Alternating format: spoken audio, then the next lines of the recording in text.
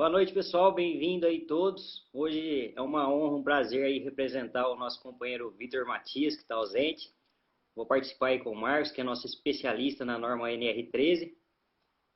Gostaria de agradecer a presença de todos e dizer que nosso tema aqui é sempre segurança e integridade de equipamentos estáticos voltados à NR13. E também falar um pouquinho de como você, profissional, inspetor de equipamento e engenheiro, pode ter ganhos aí acima de R$ 10.000. Como você tá, meu amigo Marcos Rosa? Tudo Opa, certo? eu tô excelente, cara. Cada vez melhor. Tô percebendo que você tá um pouquinho nervoso, né? Mas não precisa ficar nervoso não, viu? É que eu, Vai é dar que eu tudo, tô, é que eu tô cansado mesmo. vai dar tudo certo. Fui na correria, velho. Tá certo. Hoje também foi corrido para mim. Vamos lá, vamos começar aqui com uma pergunta. Eu coloquei a pergunta aqui. Eu não sei se você tem as perguntas aí para você ver o nome, mas se não tiver também não tem problema. Não, tá no jeito aqui, Marcos. Tá Hoje no o nosso jeito? tema é perguntas da audiência, né? Isso. Aí tá a E- pergunta aí embaixo já, ó, no tema. Tá vendo Isso. aí? Não, ainda não. Você não tá vendo aqui embaixo? Você não viu aí que eu coloquei? Qual a. Aqui, ó, a pergunta aqui. Tá, eu tenho elas abertas aqui também. Eu vou É, fazer eu, elas vou- eu vou, eu vou ler aqui a que eu coloquei, então aí você me fala quem que fez a pergunta, tá? A pergunta é: qual o requisito para receber e ministrar curso de operador de caldeira? Eu achei interessante essa pergunta, hein, cara? Quem que fez ela aí? Você tem aí a lista, na lista? Essa não veio, Marcos, pra Essa mim. não tá aí? Acho que Não. essa é mais recente, mas vamos Fizeram lá. agora, no fim da Vamos tarde. lá, vamos lá. Essa pergunta é interessante porque ele fez, na verdade, duas perguntas em uma. Você percebeu? Ó, qual o requisito para quem recebe e para quem ministra? Então, vamos falar para quem recebe primeiro. Quem recebe curso, né, de operador de caldeira tem um requisito mínimo de ensino médio. O cara tem que ter no mínimo um ensino médio para poder ser um operador de caldeira. Então, esse é o requisito mínimo para ser um operador de caldeira. Aí, quando você vai ministrar o curso de operador de caldeira, para ministrar, aí tem que ter o quê? Conhecimento para ministrar. Né? Pode ser um cara que operou caldeira há muitos anos, que é o caso do Risse, né? Que é aluno nosso também do curso de alta performance, e ele já dava, o Risse dava curso de operador de caldeira, né? E ele é técnico de segurança. E ele dava o curso de operador de caldeira e ele tinha então um cara que era que supervisionava todo o trabalho, né, que hoje inclusive é sócio dele, que é o Luan, que é engenheiro mecânico e um profissional habilitado. Então imagina o seguinte, para receber o curso, o ensino médio. Para dar o curso, cara, conhecimento na área. Tem que ter conhecimento na área. Quais áreas? Aí você tem que pegar o anexo 1, que tem um monte de informação lá, fala sobre temperatura, bombas, alimentação de bombas de água, fala sobre parte elétrica, fala sobre até sobre proteção. Cara, é um monte de coisa que tem lá no anexo, né, da norma para ser tratado. Então, se o cara tem conhecimento em todas aquelas áreas e consegue ministrar o treinamento, ele não precisa ter nenhuma formação específica, né? Mas ele precisa ser um operador de caldeira, claro, para conseguir ministrar o treinamento e ser supervisionado por um profissional habilitado. Essa é a resposta. Você já deu o curso de operador de caldeira, Pedro? Ainda não, Marcos.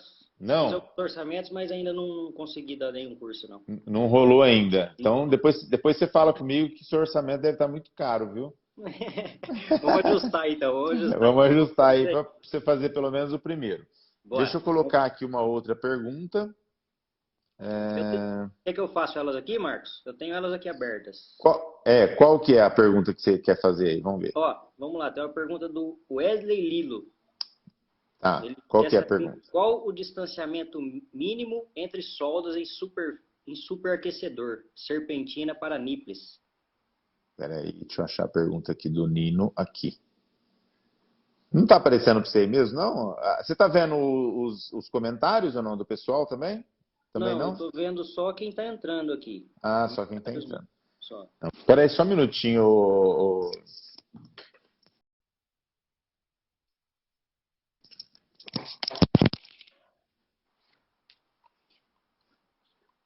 Nossa, o cara atrás de você, eu tô na live, não tô podendo atender o telefone. Vai lá. Ai, voltei. Bora. Então vamos lá, ó. Faz aí a pergunta de novo, do Nilo. Bora. Qual o distanciamento mínimo entre soldas em superaquecedor, serpentina, para nipples? Tá. Tá. Pelo que eu estou entendendo aí, ele quer saber qual que é a distância entre soldas no mesmo tubo, né? Porque você está colocando o nip, talvez tenha aí uma curva ou algo assim. Então tá. Se tratando de superaquecedor, então eu vou falar com base no ASME 1, tá? Inclusive, eu aprendi muita coisa do ASME 1 na parte de solda, de soldabilidade, com o Emerson e também com o Fernando, que é o cara que fez o treinamento de projetos de alteração e reparo no último congresso. E lá fala 1,5 vezes o diâmetro. Então ele dá esse parâmetro. Então, eu vou fazer uma solda perto da outra. Qual que é a distância mínima que eu posso deixar? 1,5 vezes o diâmetro. Se o diâmetro for de 10 milímetros, de 10 polegadas, então é 15 polegadas que você tem que colocar entre uma distância e a outra da solda. Geralmente, para se fazer, se tratando de serpentinas, os diâmetros são bem pequenos.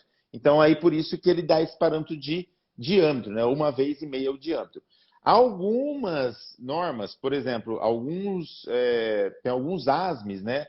O ASME, por exemplo, o B31.1, B31.3, que é parte de processo, pode ser que fale um pouco diferente, porque aí é parte de processo.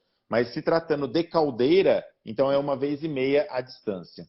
O diâmetro, 1,5 vezes o diâmetro. Beleza? Show. Tem alguma coisa para acrescentar aí? Não, tranquilo, Marcos. Qual que é a outra pergunta? Vamos para a próxima? A outra aqui é do Marquinho, nosso companheiro. Está perguntando aqui, equipamentos de 2 fluidos, corpo calandra, deve ter 2 PSVs e 2 manômetros? Achei aqui.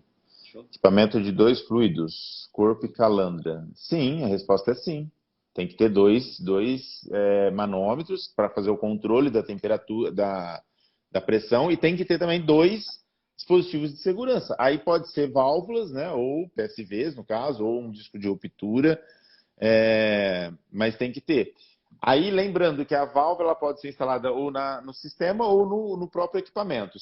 Vamos falar de um equipamento que está à parte de um sistema, ele não está alocado num sistema em conjunto. Então, ele tem que ter 2 válvulas, um no corpo e uma na calandra.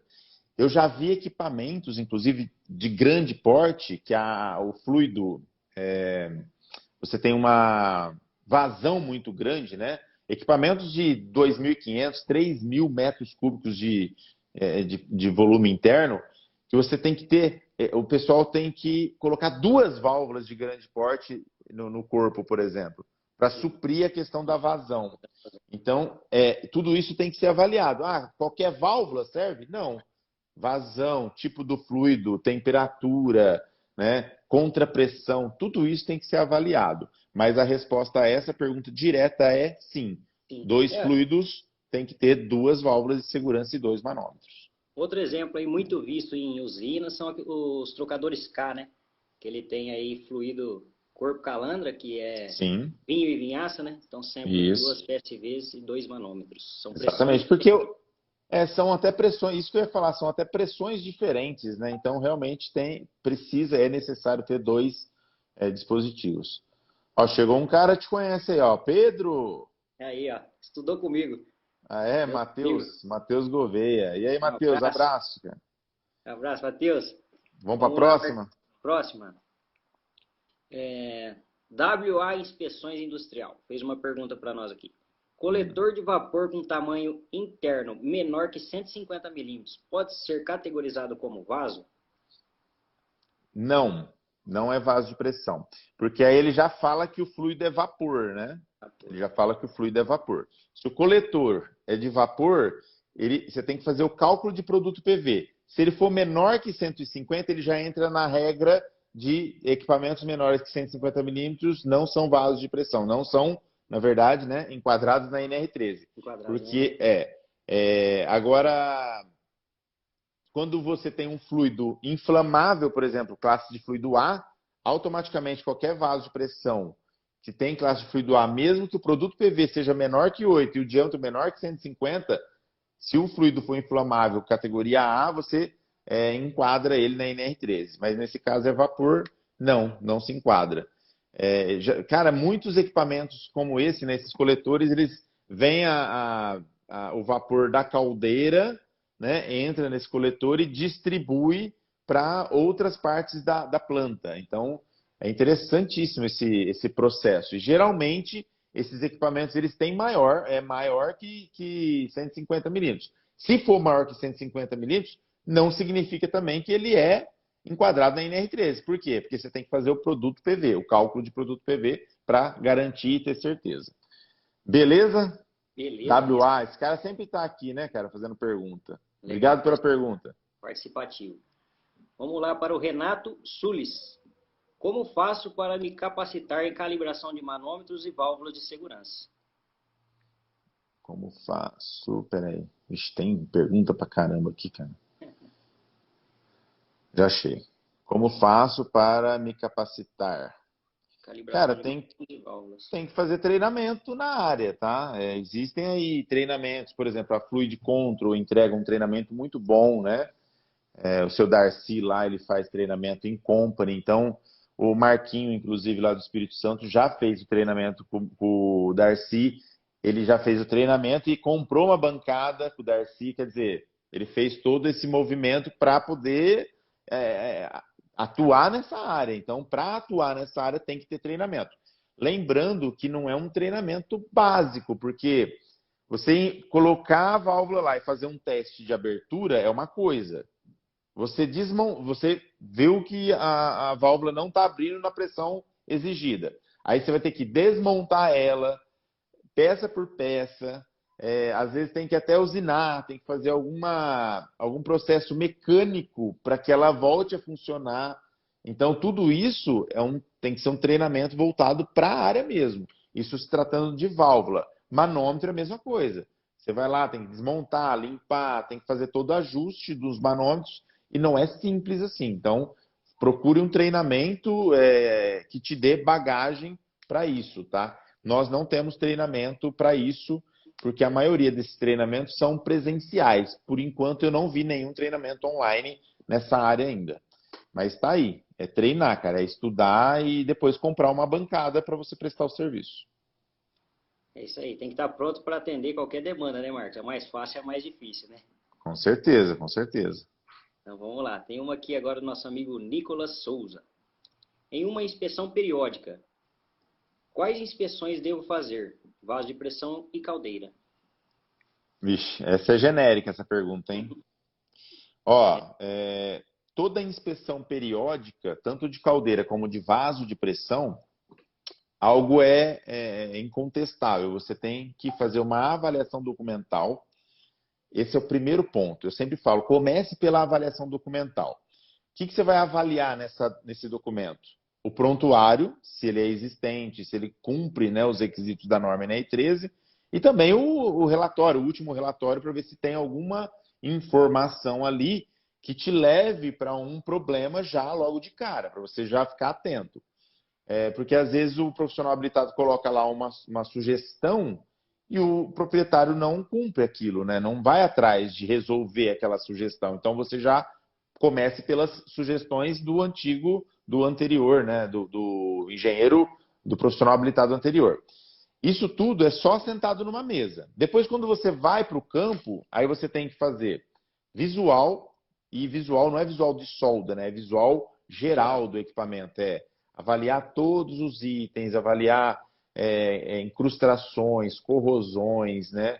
Corrosões generalizadas, amassamentos em equipamento, talvez problemas em soldas, né? Ou reparos que não estão no projeto original. Tudo isso tem que ser feito. Isso é o visual, fazer todas as anotações. Depois do visual, você vai definir os pontos de medição de espessura. E para definir os pontos de medição de espessura, eu sugiro que você faça um croquis do equipamento e faça um mapeamento, ou seja, uma espécie de... cara, é como se você estivesse fazendo o quê? Fugiu o nome agora, a palavra. Você faz um... Ai, caramba. Uma coordenada. Ó, fugiu a palavra. Você vai colocar as coordenadas de acordo com os pontos que você vai medir. Um exemplo. Ah, mas como que eu faço uma coordenada? Então, você tem um equipamento horizontal, por exemplo, que tem um tampo, uma boca de visita, ou alguma coisa ali. Então, ali é o ponto zero. E aí você vai falar, ó, da boca de visita até tal dimensão, ou sei lá, 1 metro, eu fiz ali uma medição. Dali eu fiz a cada 90 graus. E aí você faz esse mapeamento, né? Essas coordenadas e coloca isso no seu croquis. E aí você faça a medição de espessura nesses pontos. Por que desse jeito? Porque daqui 4 anos, daqui 3 anos, daqui 5 anos, depende da categoria do vaso, e você vai fazer novamente a inspeção, aí você precisa o quê? Fazer nos mesmos pontos, para que você tenha, então, um histórico confiável. E aí você vai ter, então, um histórico confiável e vai saber qual que é a taxa de corrosão, né, anual desse equipamento. Você consegue até calcular a vida remanescente depois. Então, precisa, é exigência, né, da norma que você faça esse monitoramento da vida útil. E esse monitoramento da vida útil só vai ser possível dessa forma. Então, isso, tanto para caldeira como para vaso de pressão, é a mesma coisa. Principal, visual e medição de espessura. Ah, beleza, achei uma solda num vaso de pressão que não está no projeto, é um reparo lá. É um reparo que não está no projeto. E não está no desenho, não tem em nenhum lugar. Faça um LP. Aí você já começa a fazer alguns ensaios, que a gente chama de ensaios complementares. Faça um líquido penetrante. Se for um equipamento que tem eficiência de junta 1, não é líquido penetrante, é ultrassom. E aí você vai complementando as inspeções. Lembre sempre que, quando você dá o preço para fazer a inspeção periódica, você não coloca o valor dos ensaios complementares. Agora, quando você tem, então, um ensaio complementar, isso vai aditivar o seu projeto, o seu serviço. Quem tem que saber, quem é obrigado a saber se vai ou não usar algo a mais, é o cliente, é o dono do equipamento. Ele que sabe se foi reparado, se foi feito alguma coisa e não documentado. Então, esses reparos, claro, só vai ser feito ensaios se não foi documentado, se você não achar lá o projeto de alteração e reparo. Achou o projeto de alteração e reparo daquele reparo? Beleza? A responsabilidade daquele reparo não é sua, é do PH que fez o acompanhamento, que fez o par. É isso aí. Isso aí. Show, Marcos. Vamos para a próxima aqui? Bora. Tem uma do engenheiro Igor Contin. Autoclaves se enquadra na NR13? Sim, desde que tenha o produto PV maior que 8. Exatamente. Existem autoclaves, cara, que cabe um caminhão dentro, porque essas autoclaves de indústrias farmacêuticas são enormes. Madeireiras, né, que fazem tratamentos de madeira, de eucalipto, por exemplo, são enormes também. Também tem bastante. Curtume, são um pouco menores, mas, cara, mesmo assim são de grande porte. Aí você tem as menores, né, as autoclaves menores, que são de hospitais, autoclaves, por exemplo, de consultório odontológico. Aí você precisa fazer o quê? O cálculo do produto PV para saber se aquela autoclave, especificamente, se enquadra ou não na NR13. Show de bola. Essa foi fácil. Sempre o cálculo de produto PV, hein, pessoal? Aí ele mandou aqui depois, quer ver? Ó, ele corrigiu, ele escreveu autoclave com L e depois ele mandou aqui, ó. Eu vi. Aí depois ele mandou autoclave com U, hein? Aí, ó. Pelo menos corrigiu, né? Tá certo. Isso é o corretor ortográfico que faz. Vamos lá, tem mais algum? Tem um aqui legal, ó. Tratamento mecânico mais repintura. Tá vendo aí? Esse aí? Tô vendo. Faz essa aí. Quem que fez essa pergunta? Eloir Landini. Ah, isso aí.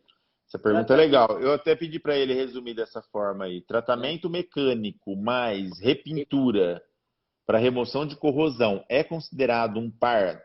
Boa pergunta, né? Boa pergunta. Porque assim, ó, vamos lá. Vamos começar pelo princípio de que o que é par? Projeto de alteração ou reparo. Então, vamos falar que essa parte é um reparo. Você está reparando um equipamento. Vamos falar que é um vaso de pressão. Então, você tem uma corrosão. Ao invés de você cortar a chapa e colocar uma outra nova no lugar, você simplesmente vai fazer o quê? Uma remoção, né, daquela parte através de um esmerilhamento, vamos falar que é um esmerilhamento, vai limpar aquilo e depois você vai repintar.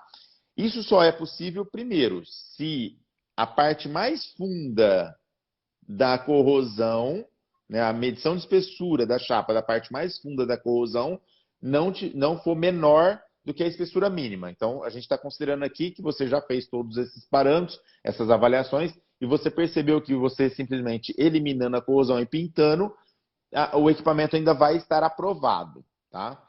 Nesse requisito, com esse pensamento, você tem que entender o seguinte: tudo que você coloca de energia no equipamento, solda, mandrilhagem, não é uma solda também, é um processo mecânico, né? Mandrilhagem.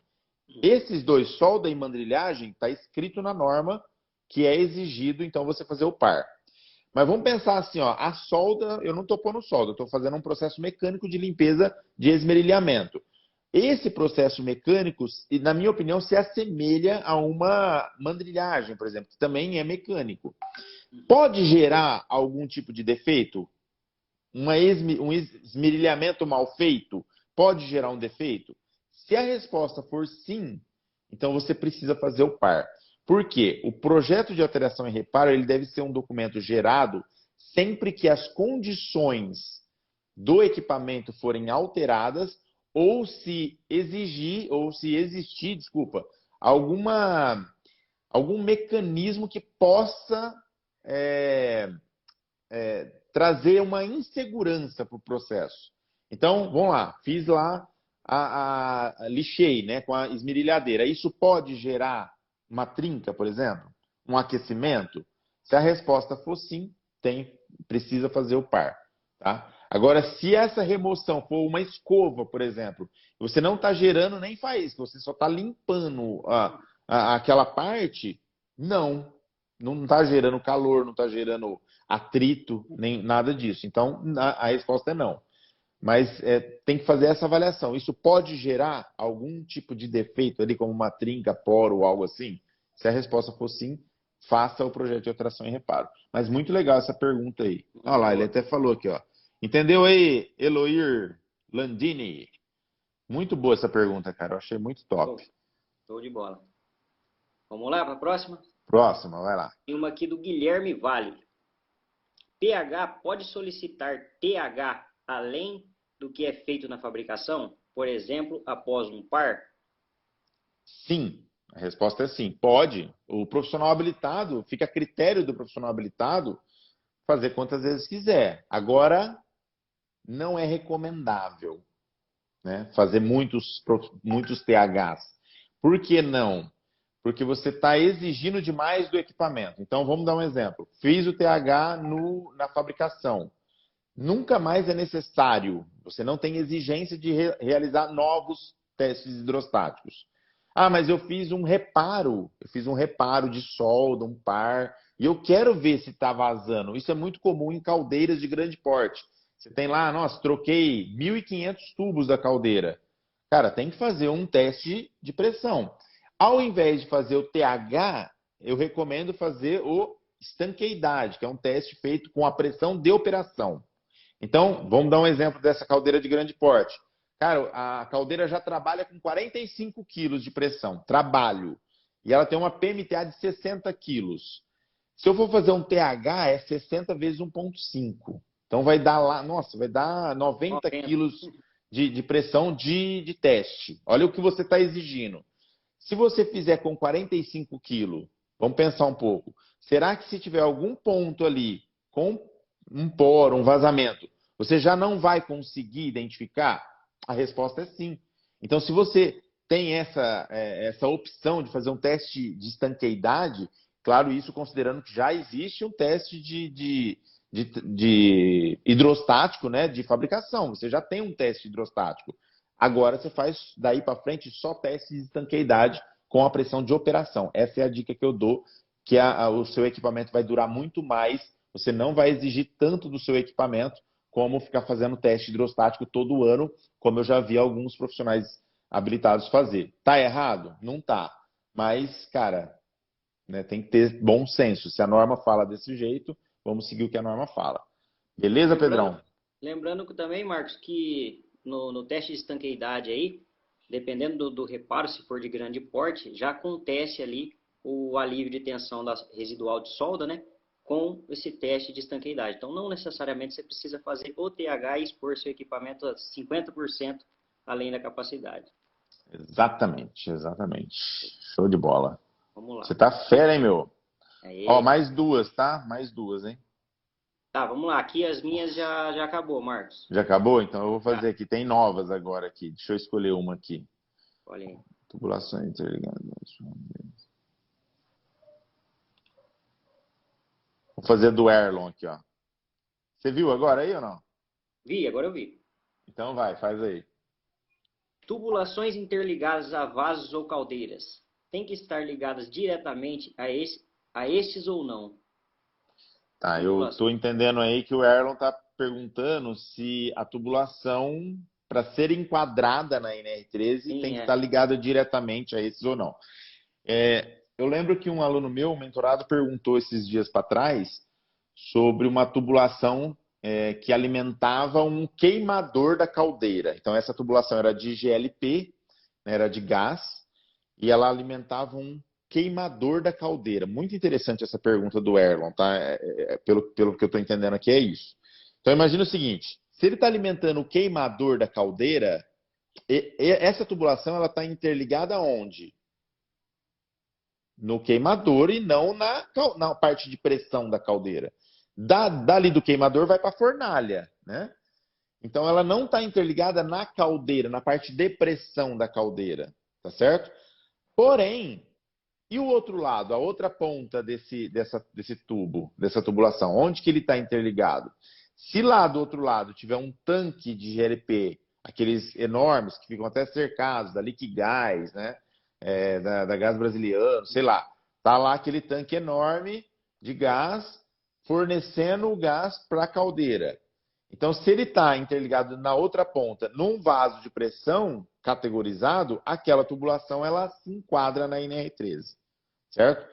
Se por um acaso, do outro lado, na outra ponta, tá me ouvindo? Vocês estão me ouvindo aí, gente? Tá, né? É o Pedro que caiu lá? Caiu aí, Pedro? Tá ouvindo, né? Ah, Caiu, beleza. voltou. Então, assim, ó, se na outra ponta não tiver um vaso de pressão, mesmo essa tubulação tendo classe de fluido A, ela não se enquadra na NR13. Mas isso não quer dizer que essa tubulação não precisa de reparo, não precisa de manutenção, não precise também de um plano ou um programa de manutenção. Precisa também. Mas é isso aí, viu, Erlon? Então, assim, tem que estar interligada ou ligada diretamente a ele? A resposta é sim, tá? Tem que estar ligada diretamente à parte de pressão do equipamento para ser enquadrada na NR13 essa tubulação. É isso aí. Vamos ver mais uma, que é a última, vai. Só para a gente finalizar, que tem muitas perguntas aqui.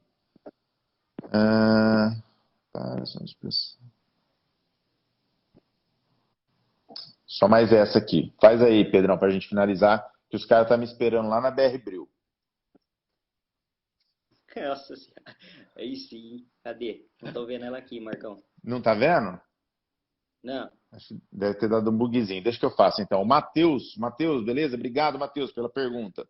O Matheus perguntou assim, ó, Matheus Gouveia, tá? Para reparos em vasos de pressão, é normativo existir especificação de soldagem? Sim, é normativo, sim. Na verdade, assim, claro que tudo isso, gente, fica a critério do profissional habilitado, tá? Mas existe uma norma que é o ASME 8, que traz, né? Desculpa, o ASME 9, que traz todos os parâmetros para qualificação de soldador, qualificação de procedimento de soldagem, enfim. Isso existe. Na minha opinião, mesmo se você não exigir uma certificação FBTS, por exemplo, como profissional habilitado, você deve exigir uma EPS com base no ASME. Então, vamos falar só do documento, a especificação de soldagem. Pode colocar lá que é uma exigência, sim, que tenha lá os parâmetros de soldagem. Ah, mas precisa ser assinado por um N2, FBTS? Aí fica a critério do profissional habilitado. Na minha opinião, na minha opinião, eu sempre uso um nível 2 para certificar aquilo, para assinar. Eu pago um cara, então, um N2, que eu não sou N2, eu pago um N2 para assinar meu documento e falar, ó, esse documento está ok. Avaliou lá, ensaio de tração, todos os parâmetros de soldagem, as variáveis essenciais do processo, está ok. Então ele vai lá e dá um chamego. Eu sempre faço assim, mas isso fica a critério do profissional habilitado. Beleza? É isso aí, Pedrão. Beleza. Ó, Show cara, de bola. 29 pessoas na nossa live. Aí, ó, que Fala, massa. Éder Souza, tá bom, cara? E aí, meu? Vou mandar um oi aqui pros caras. Oi, oi. Tem um monte de gente aqui, cara, hoje. Ó o César tá aí também. Então, legal. Vamos finalizar Show. então? Ó o Vitor entrou aqui, ó. Ó o Vitor aí. Aí, Vitão. O Representei Vitor, bem aí, Vitor? o Vitor chegou aqui. Eu vou falar pro Vitor que eu vou mandar ele embora. Eu vou contratar você agora, pra ser meu assistente de live. Ave Maria. Será? Beleza? Pedrão, vamos finalizar então? Beleza. Pessoal, ó, queria agradecer a todos vocês aí pela live. Cara, bastante gente aqui. Semana que vem nós vamos manter, tá, o mesmo padrão. Eu vou colocar uma caixa de pergunta na parte da manhã do dia, igual eu fiz hoje. Vocês façam as perguntas e a gente responde na live à noite, beleza? Queria pedir desculpa aí, que a gente estava programado para fazer a live um pouquinho mais cedo, acabou atrasando um pouco, por causa de um compromisso que eu tive. Mas estamos aí, estamos juntos, é só o começo e obrigado. Valeu, galera. Um Obrigado, abraço, valeu, pessoal. Valeu. Pedrão. Obrigado aí pela Abraço. força.